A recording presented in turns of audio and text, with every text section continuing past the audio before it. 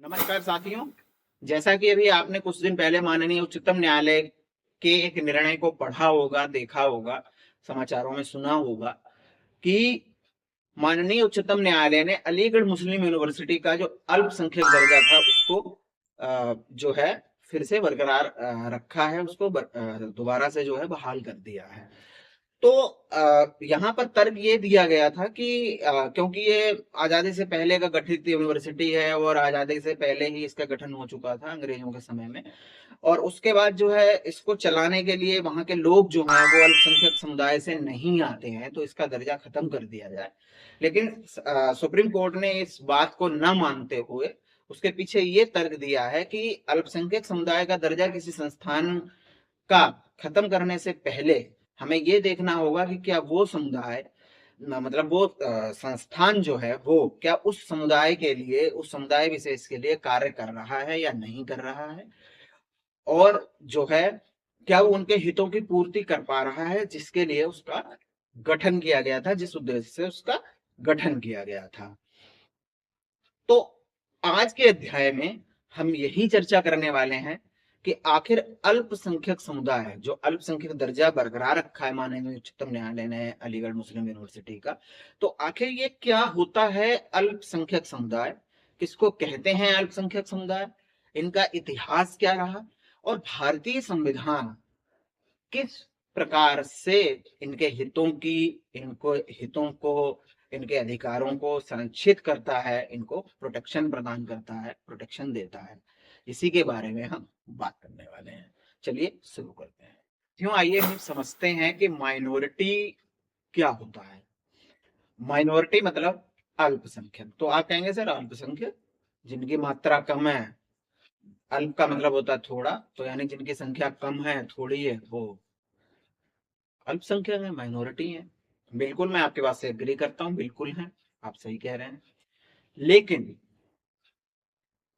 अगर हम इसी चीज को बृहद रूप में देखें, यानी एक एक ये तो एक सामान्य भाषा हो गई कि जी अल्पसंख्यक का मतलब क्या होता है। जैसे मैं ये कहूँ कि हवाई जहाज का मतलब क्या होता है, तो आप कहेंगे कि जी हवाई जहाज का मतलब होता है जो जहाज हवा में उड़ता है, तो हवाई जहाज होता है। ठीक है, मान लिया आपकी बात।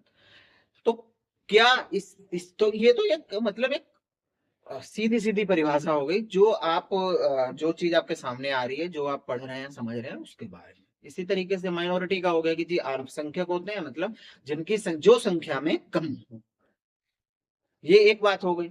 अब जैसे कि आपके घर में मान लीजिए 10 लोग हैं और उसमें से 2 लोग जो हैं अंडे नहीं खाते हैं और 8 लोग जो हैं वो अंडे खाते हैं। सर्दियों का मौसम आ रहा है, लोग खाने ज्यादा खाने शुरू करेंगे। तो जो 2 लोग अंडे नहीं खाते हैं क्योंकि उनकी संख्या तो बहुत कम है, 2 हैं, तो संख्या के आधार पर जैसा हम बात कर रहे थे, जो 2 लोग हैं जो अंडे नहीं खाते हैं वो आपके अल्पसंख्यक हो गए, और 8 लोग जो अंडे खाते हैं वो बहुसंख्यक हो गए, यानी कि जिनकी संख्या ज्यादा हो गई। अब ये तो एक पहलू हो गया।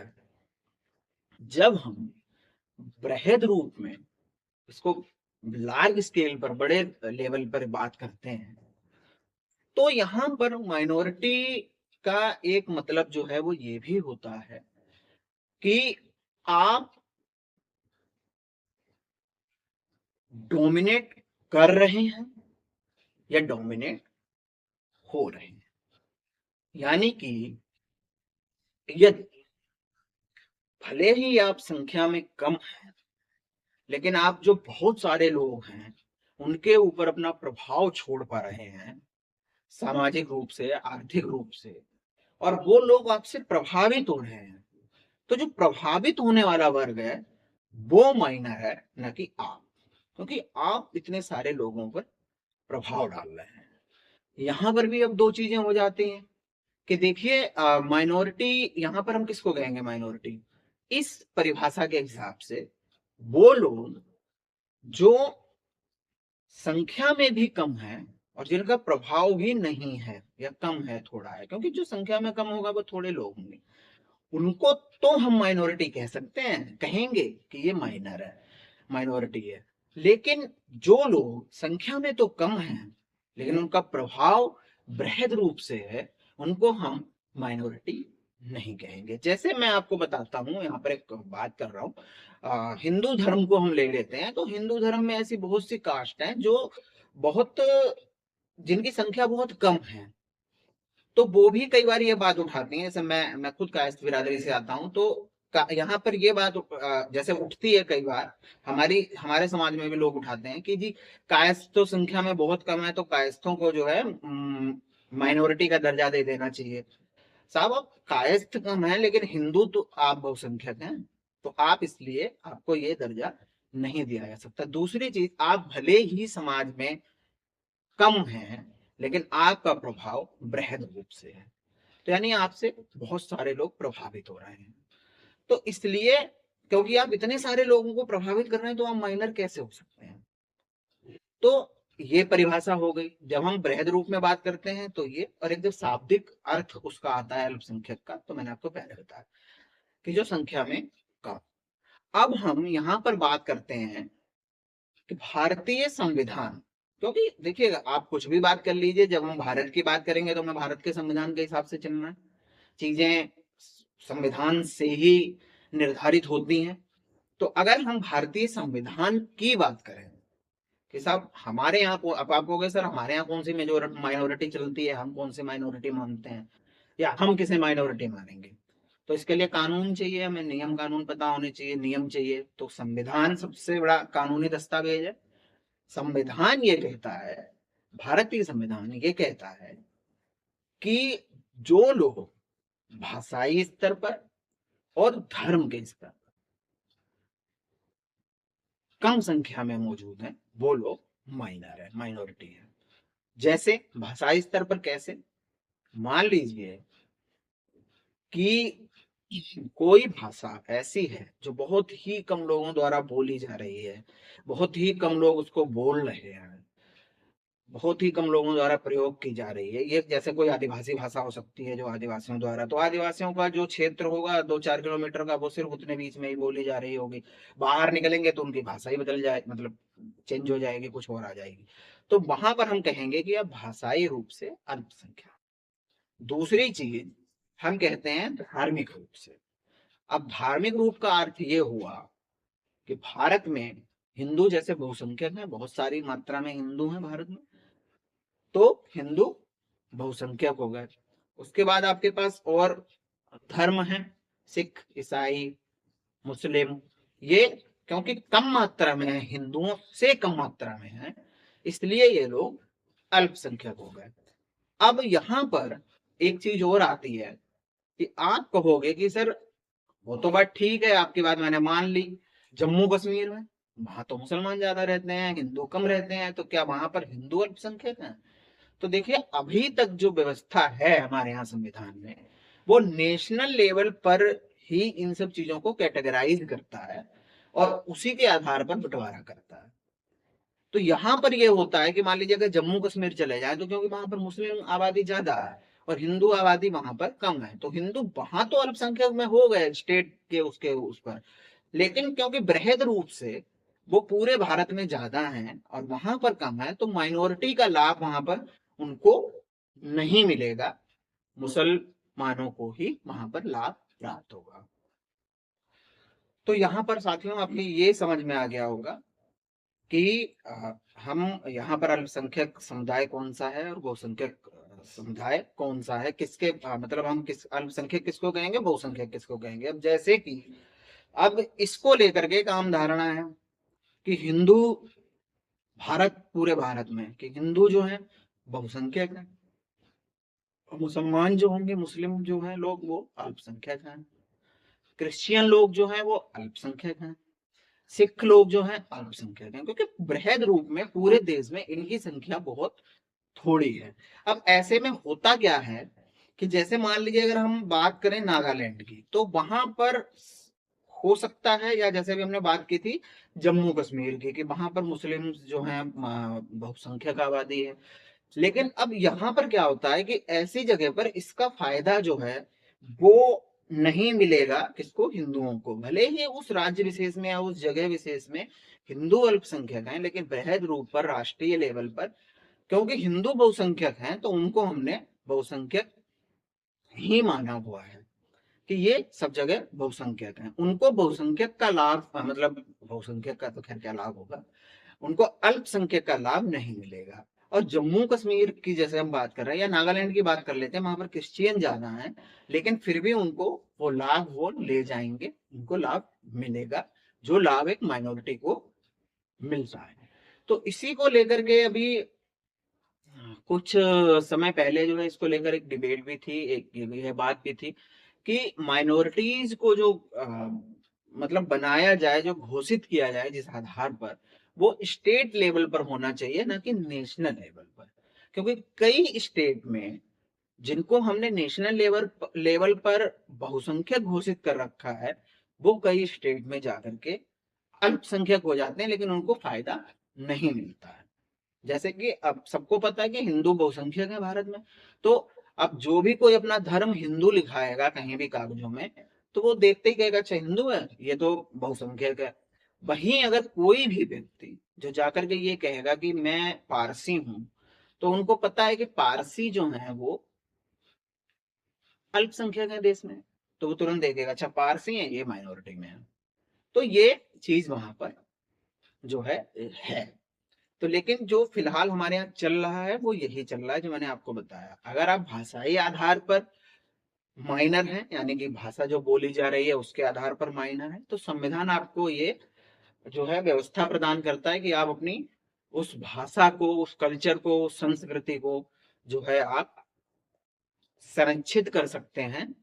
और जैसे कि अभी मैं बता रहा था आपको पहले, थोड़ी देर पहले, कि मौलिक अधिकार तो सबको मिले हुए हैं, तो वो सब उसमें सब कवर होते हैं, लेकिन कुछ विशेष अधिकार उन लोगों को मिले हुए हैं जो अल्पसंख्यक हैं। वो ऐसा ही एक अधिकार है कि जो लोग भाषाई रूप से अल्पसंख्यक हैं उनको भी ये अधिकार मिला हुआ है कि वो अपनी उस भाषा को, उस संस्कृति को, उस कल्चर को जो है वहां पर संरक्षित कर सकते हैं। जैसे इसीलिए ये प्रावधान किया गया है, बच्चों के लिए भी ये प्रावधान किया गया है कि वो 5वीं क्लास तक जो है अपनी मातृभाषा में पढ़ें।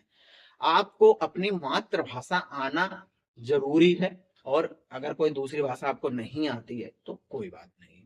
ठीक है, हमारे यहाँ साक्षर होने की जो परिभाषा है वो भी यही है कि आपको अपनी मातृभाषा लिखना पढ़ना आता हो, उस व्यक्ति को हम साक्षर कहते हैं। ये जरूरी नहीं है कि उसको अंग्रेजी लिखनी पढ़नी आती हो या हिंदी लिखनी पढ़नी आती हो। इसके साथ ही जो अभी हमारे देश में क्या है कि धार्मिक आधार पर जो बंटवारा है अल्पसंख्यक और बहुसंख्यक समुदाय का, 6 धर्म को, 6 रिलीजन को हम लोग अल्पसंख्यक की श्रेणी में हमने रखा हुआ है, हम रखते हैं। कौन कौन से? मुस्लिम, सिख, ईसाई यानी क्रिश्चियन, बौद्ध धर्म, जैन धर्म और पारसी। इन 6, मतलब 7 धर्म है मुख्य रूप से, 7वां हिंदू हो गया। तो हिंदू तो बहुसंख्यक होगा, बाकी ये 6 अल्पसंख्यक समुदाय के अंतर्गत 6 धर्म आते हैं। तो ये आपको समझ में आ गया कि अल्पसंख्यक समुदाय और बहुसंख्यक समुदाय का क्या कॉन्सेप्ट है। ये देखिए, जैसा कि जब भारत की आजादी से पहले ही भारत के संविधान बनने की प्रक्रिया शुरू हो गई थी, हम भी अपनी बात यहीं से शुरू करेंगे। तो उस समय पर क्या था कि एक मौलिक अधिकारों के ऊपर एक एडवाइजरी कमेटी बनी हुई थी, काम कर रही थी, जिसकी अध्यक्षता कर रहे थे सरदार वल्लभ भाई पटेल। अब क्योंकि मौलिक अधिकारों का क्षेत्र बहुत बड़ा है, बहुत विस्तृत है, बहुत बृहद रूप है, तो उसकी 5 सब कमेटी बना दी गई। और उन 5 सब कमेटीज में से एक सब कमेटी जो है वो माइनॉरिटीज पर काम कर रही थी, एससी मुखर्जी की अध्यक्षता में। अब इन्होंने क्या किया कि इन्होंने जब सजेशंस दिए तो इन्होंने अपना सजेशन ये दिया कि सेपरेट इलेक्टोरेट जो है वो दे दिया जाए इन लोगों को। इसको जो है खारिज कर दिया गया। उसके बाद इसमें एक सुझाव ये दिया गया कि आप जब भारत आजाद हो जाएगा और ये चीजें लागू हो जाएंगी, तो मुस्लिम, सिख, ईसाई, शेड्यूल ट्राइब, मतलब जो ट्राइबल्स थे उस टाइम पे तो सिर्फ ट्राइबल्स ही थे, शेड्यूल तो बाद में हुए, ट्राइबल्स और एंग्लो इंडियंस, इनके लिए ज्वाइंट, इनको जो है अलग से जो है प्रतिनिधित्व दिया जाएगा आजादी के बाद 10 सालों तक, संसद में। ये चीज हो गई। उसके बाद फिर जब संविधान बनता है और संविधान लागू होता है, तब तक हमारे पास जो फाइनली मतलब ये मसौदा जो ड्राफ्ट कमेटी थी उसमें तो ये सारी चीजें थी, लेकिन जब हमारे पास संविधान एक फाइनल होकर के फाइनल रूप में जब हमारे पास निकल के आता है, तब हमें मिलते हैं आर्टिकल 29 और आर्टिकल 30। तो साथियों, जैसा मैंने आपको बताया कि हमें दो आर्टिकल मिलते हैं 29 और 30 माइनॉरिटीज को लेकर। मतलब आर्टिकल तो बहुत सारे हैं संविधान में और माइनॉरिटीज को लेकर भी और आर्टिकल हैं, लेकिन मुख्य रूप से हमें दो आर्टिकल मिलते हैं। यहाँ पर मैं आपको एक चीज और बताना चाहूंगा कि 1947 में संविधान लागू होने से पहले और जब भारत आजाद हुआ, भारत आजाद मतलब हो नहीं पाया था, आजाद होने की ही प्रक्रिया में भारत का बंटवारा हो जाता है और भारत पाकिस्तान दो अलग अलग देश जो है वो अस्तित्व में आते हैं। अब यहाँ पर क्या होता है कि जो सेपरेट इलेक्टोरेट की बात थी और जो इनको रिजर्वेशन देने की बात थी कि इनको जो है रिजर्वेशन दिया जाएगा अगले 10 सालों तक के लिए जिन लोगों को जो मैंने अभी आपको नाम बताए थे, वो चीज भी खारिज कर दी गई और उसकी जगह पर जो फाइनल हुआ वो हुआ आर्टिकल 29 और 30। अब हमारे पास दो आर्टिकल 29 और 30 हमें मिलते हैं माइनॉरिटीज के बारे में जो बात करते हैं। आर्टिकल 29 संविधान का अनुच्छेद 29 ये कहता है कि आप भाषाई आधार पर आपकी भाषा, स्क्रिप्ट, एक तरीके की चीजें हैं, आप उनको संरक्षित कर सकते हैं, संरक्षित रख सकते हैं। उनके खिलाफ जो है कोई ऐसा कोई कानून नहीं आएगा, कोई ऐसी चीज नहीं आएगी जो उन चीजों के खिलाफ हो। और आर्टिकल 13 यानी 30 ये कहता है कि चाहे वो धर्म के आधार पर हो या भाषा के आधार पर हो। आपको मैंने शुरू में ही बताया था कि हम दो उस पर लेकर के चलते हैं माइनॉरिटीज का, धर्म और भाषा। तो उस आर्टिकल 30 ये कहता है कि भाषा और धर्म में से जो भी आधार हो, आप अपनी उस भाषा को, उस धर्म को आगे बढ़ाने के लिए कार्य कर सकते हैं, इंस्टीट्यूट की स्थापना कर सकते हैं, उनका संचालन कर सकते हैं, एडमिनिस्ट्रेटिव उनको आप चला सकते हैं। तो इस तरीके की बात हमारा यहाँ पर संविधान करता है। और उसके बाद जो है हम आर्टिकल 29 और 30 जो है यहाँ पर मतलब 29 पहले मैंने बता दिया आपको क्या कहता है, 30 ये कहता है। इस तरीके से ये माइनॉरिटीज के अधिकारों को संरक्षित करता है और उनको जो है मतलब प्रिजर्व करने के लिए अधिकारों की बात करता है। तो साथियों, आइए हम अब आगे बढ़ते हैं वीडियो के आखिर में अपने एनालिसिस की तरफ। देखिए, यहाँ पर काफी सारी डिबेट्स चल रही हैं, राजनीति का मुद्दा भी इस चीज को बनाया गया है, बना हुआ है बाकायदा, और काफी सारी बातें, काफी सारी राजनीति, काफी सारी पॉलिटिक्स इन सब चीजों पर हो रही है। तो अच्छा, एक ये भी डिबेट इसके ऊपर चल रही है कि जी सारे भारतीय हैं, जब यूनिटी और इक्वलिटी की बात हमारा संविधान करता है तो किसी को विशेषाधिकार देने का क्या मतलब। आप क्यों किसी को विशेषाधिकार दे रहे हैं, किसी को संरक्षित करने के लिए, किसी को माइनॉरिटी, क्योंकि जी माइनॉरिटी है। अच्छा, दूसरी चीज एक ये भी चलता है कि जी इतने साल पहले तक तो ठीक था, लेकिन आज के समय में स्थितियां उल्टी, मतलब परिस्थितियां बदल गई हैं, दूसरी हो गई हैं, तो आपको इसको पुनः जो है इसका एनालिसिस होना चाहिए। तो ये सारी चीजें जो है इस पे चल रही हैं, बातें होती हैं। देखिए, मेरा मानना ये है कि जब संविधान बना था उस टाइम पर ये कोई भी आदमी, मतलब कोई भी आदमी होगा, कोई भी लोग होंगे जिन्होंने संविधान बनाया, उनके दिमाग में ये चीज बिल्कुल स्पष्ट थी कि जो लोग माइनॉरिटी में हैं, जैसे अब एंग्लो इंडियन का कॉन्सेप्ट आज की डेट में खत्म हो चुका है, क्योंकि एंग्लो इंडियन कोई रह ही नहीं गया भारत में, सब इंडियन ही हो गए। अब जो एंग्लो इंडियन भी रहे भी होंगे तो उनके बच्चे इंडिया में पैदा हुए, इंडिया में पले बढ़े, तो वो इंडियन हो गए। तो कॉन्सेप्ट जो है, जैसे कि संसद में 2 सीटें एंग्लो इंडियन के लिए रिजर्व होती थी, जो राष्ट्रपति महोदय उनको नॉमिनेट करते थे, वो खत्म कर दी गई हैं क्योंकि अब उनकी जरूरत ही नहीं है। तो इसी तरीके से ये बात भी उठ रही है कि इसको पुनरीक्षित करने की जरूरत है, पुनरीक्षण करने की जरूरत है। और जब हम इक्वलिटी की बात करते हैं तो आखिर हम क्यों किसी को विशेषाधिकार दे रहे हैं, किसी को हम अलग प्रकार के अधिकार दे रहे हैं, क्यों? यूनिफॉर्म सिविल कोड जैसी चीजों की बात होती है, राजनीति भी खूब हो रही है इसके ऊपर, यूनिफॉर्म सिविल कोड के ऊपर, आप लोगों ने देखा होगा। और भाजपा का अपना एजेंडा है कि हम लाकर मानेंगे और दूसरी पार्टियां कह रही हम लागू नहीं होने देंगे। तो काफी सारी चीजें हैं, हालांकि जब तक कोई चीज अस्तित्व में आती नहीं है हम उसके बारे में कुछ नहीं कह सकते कि इसमें क्या है। तो मेरा मानना ये है कि जब संविधान बना था उस समय इसकी आवश्यकता थी, उस समय के हिसाब से ये चीजें ठीक थी। संविधान निर्माताओं ने जो है बहुत अच्छा किया। अच्छा, वो न सिर्फ जाति धर्म के आधार पर बल्कि आपको जो है भाषाई आधार पर भी आपको संरक्षित करने के लिए आपको जो है वहां पर अधिकार प्रदान करते हैं वो लोग संविधान में। अब आज का लेकिन जो समय है, मैं भी इस चीज को मानता हूं कि देखिए, एक तो इस मुद्दे पर राजनीति नहीं होनी चाहिए, यह राजनीति का विषय नहीं है। जो अल्पसंख्यक समुदाय है, भाषाई रूप से या धार्मिक रूप से, वो भी इसी देश के रहने वाले हैं, इसी देश के नागरिक हैं, हमारी ही तरह उनको स्वतंत्रता और समानता का अधिकार मिला हुआ है। तो क्योंकि जब उनको समानता और स्वतंत्रता का अधिकार हमारी ही तरह मिला हुआ है, तो हम उनके साथ भेदभाव किसी प्रकार का नहीं कर सकते हैं। हमें जो सोचना होगा वो इस चीज को ध्यान में रख के सोचना होगा कि ये भी हमारे ही देश के नागरिक हैं जिनको समानता और स्वतंत्रता का अधिकार बराबर मिला हुआ है। दूसरी चीज ये कि जो लोग यूनिफॉर्म सिविल कोड को लेकर इसके समर्थन में, वो कहते हैं कि आज वक्त की जरूरत है, अब इन चीजों का कोई मतलब नहीं रह जाता। कहीं ना कहीं मैं इस चीज से एग्री करता हूं कि यूनिफॉर्म सिविल कोड जो है वो आना चाहिए देश में, क्योंकि अब माइनॉरिटीज का वो हाल नहीं रहा जो आज से इतने साल पहले सन 47 में था। लेकिन हम ये भी नहीं कह रहे हैं कि आप उनकी तरफ से बिल्कुल आंखें बंद कर लीजिए। और सबसे बड़ी बात कि इस मुद्दे पर राजनीति बिल्कुल नहीं होनी चाहिए।